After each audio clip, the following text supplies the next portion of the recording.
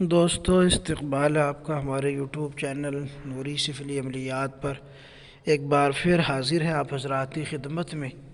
آج کا جو عمل آپ حضرات کے سامنے پیش کر رہا ہوں، یہ حاضرات کا عمل ہے۔ اس عمل کو حاضرات یا بدوح کہتے ہیں، کیونکہ اس عمل میں یا بدوح کا ایک نقش تحریر کیا جاتا ہے۔ اس عمل میں کام کی بات یہ ہے کہ اس میں حاضرات کی زکوٰۃ ادا کرنے کی ضرورت نہیں ہے یا عزیمت کی زکوٰۃ ادا کرنے کی ضرورت نہیں ہے، لیکن اگر عزیمت کی زکوٰۃ ادا کر لیتے ہیں تو اور بھی بہتر ہے، ٹھیک ہے، یا مستقل اس کو اپنے ورد میں اگر آپ رکھ لیتے ہیں تب بھی اور بہتر بات ہے۔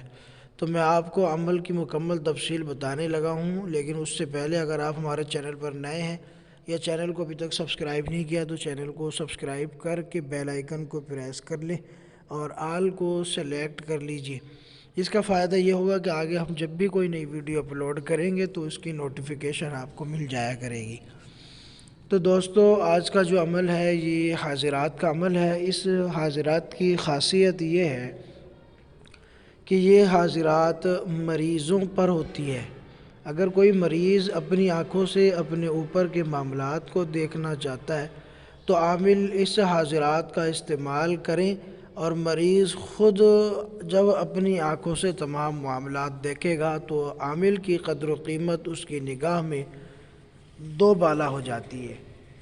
تو جیسا کہ میں نے کہا کہ یہ حاضرات مریضوں پر ہوتی ہے۔ اگر کسی مریض کے بارے میں یہ تشخیص کرنی ہو کہ اس کو مرض جسمانی ہے یا روحانی ہے تو حاضرات کرنے کا طریقہ آپ سن لیں۔ طریقہ کچھ اس طرح ہے کہ سب سے پہلے آپ نے ایک نقش ہے، اس کو آپ نے کالی سیاہی سے لکھنا ہے۔ اسکرین پر آپ کے سامنے نقش موجود ہے، آپ نے یہ نقش کالی سیاہی سے لکھنا ہے، اور اس میں جو خانہ خالی ہے یہ خانہ آپ نے، جو خانہ کالا ہوا ہے یہ خانہ آپ نے کالا کر دینا ہے، ٹھیک ہے۔ سیاہی سے بالکل اسی طرح جو ہے یہ خانہ خالی جو ہے اس کو کالا کر دینا ہے۔ پھر اس نقش کو مریض کے ہاتھ میں پکڑا دینا ہے۔ تیار کرنے کے بعد نقش مریض کے ہاتھ میں پکڑا دیں اور مریض کو تاکید کریں کہ وہ کالا جو خانہ ہے اس پر غور سے نگاہ جما کر دیکھتا رہے۔ اب اس کے بعد عامل کو ایسا کرنا ہے کہ مریض پر عامل کو دم کرنا ہے۔ تو عامل اس عزیمت کو جو میں ابھی بول رہا ہوں، پڑھ کر سنا رہا ہوں، اسکرین پر بھی آپ کو مل جائے گا۔ اس سے پہلے بھی حاضرات کے ایک عمل میں اس عزیمت کو میں پیش کر چکا ہوں۔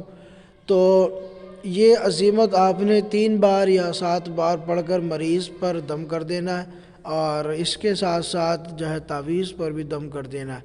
اس کالے خانے میں تھوڑا سا عطر بھی آپ لگا دیں، ٹھیک ہے۔ جب عامل جو ہے اس پر دم کرے گا مریض پر اور تعویذ پر، تو مریض کا دم کرنے کے بعد یا تو سر اور کاندھے وزنی ہو جائیں گے، اور اس کے بعد مریض پر جو چیز بھی مسلط ہوگی وہ حاضر ہو کر عامل سے ہم کلام ہوگی، ٹھیک ہے۔ اور اگر اس طرح نہ ہو، حاضر نہ ہو، تو پھر کیا ہوگا وہ بھی میں آپ کو بتا دیتا ہوں، لیکن اس سے پہلے آپ عزیمت سن لیں۔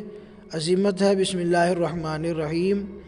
اقسمت علیکم یا معشر الجن والارواح والشیاطین احضروا یا اصحاب الجن والشیاطین واصحاب السحر الوسواس الخناس۔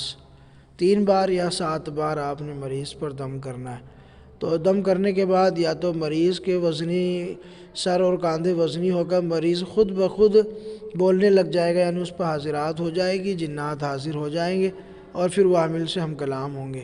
اور اگر ایسا نہ ہو بلکہ صرف مریض کے سر اور کاندھے وزنی ہو جائے اور کوئی چیز حاضر نہ ہو، تو سمجھ لیں کہ مریض پر کوئی ذی روح یعنی جنات کے اثرات ہیں۔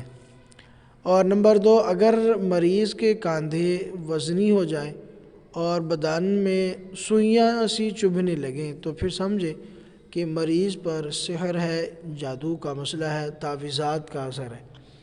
نمبر 3، اگر عزیمت پڑھنے سے مریض کو کچھ نہ ہو، کچھ بھی چینجنگ محسوس نہ ہو، تو پھر سمجھے کہ مرض روحانی نہیں بلکہ جسمانی ہے۔ تو اس چیز کو آپ اچھے طریقے سے سمجھ لیں۔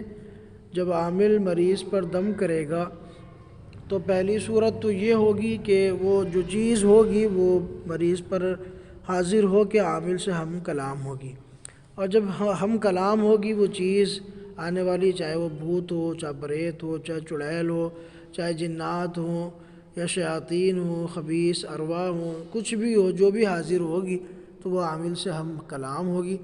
اور ہم کلام ہونے کے بعد اس کے ساتھ کیا کرنا ہے یہ عامل بہتر جانتا ہے، کہ اس کو کیسے ہینڈل کرنا ہے اور کیسے ان کو کنٹرول کرنا ہے، یہ عامل کا کام رہ جاتا ہے، ٹھیک ہے نا۔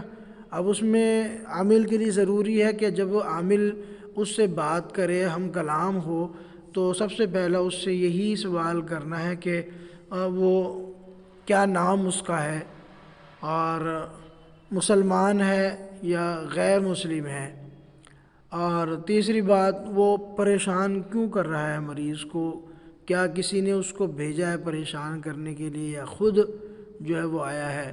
تو یہ تمام سوالات کر کے عامل اس سے کہے حاضر ہونے والی چیز سے، تو اب کیا چاہتے ہو تم، جانا چاہتے ہو یا پھر تکلیف برداشت کرنا، سزا کے مستحق بننا چاہتے ہو، سزا پانا چاہتے ہو؟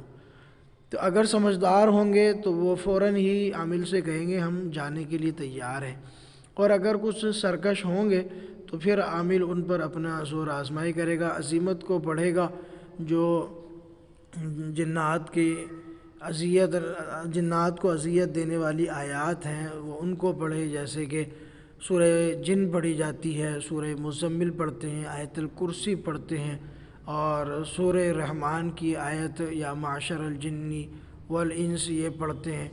تو یہ آیت پڑھ کے ان کو کمزور کریں، ان کی طاقت کو زیر کریں، اور جب وہ خود چلانے لگے کہ بس حد ہو گئی اب میں جانا چاہتا ہوں، تو عامل اس سے ہم کلام ہو اور اس سے جو ہے قول و قرار لے، اور سب سے پہلی چیز یہ ہے کہ اس کو آزاد کر دے قول و قرار لے کے، اور اس کو یہ بار تنبیہ ضرور کر دے کہ اگر دوبارہ تم حاضر ہو گئے تو پھر جو ہے قول و قرار نہیں ہوگا بلکہ پھر سزا ہوگی، میں جلا دوں گا، مار دوں گا، تو اس کے ذمہ دار تم خود ہوگے اگر دوبارہ مریض پر آ کر پریشان کرنے کی کوشش کی۔ تو اس طریقے سے عامل کو ہینڈل کرنا ہوتا ہے، اس طریقے سے ہینڈل بھی کریں۔ تو امید کرتا ہوں دوستو ویڈیو پسند آئی ہوگی تو لائک کریں، شیئر کریں، چینل کو سبسکرائب نہیں کیا تو چینل کو سبسکرائب ضرور کر لیں۔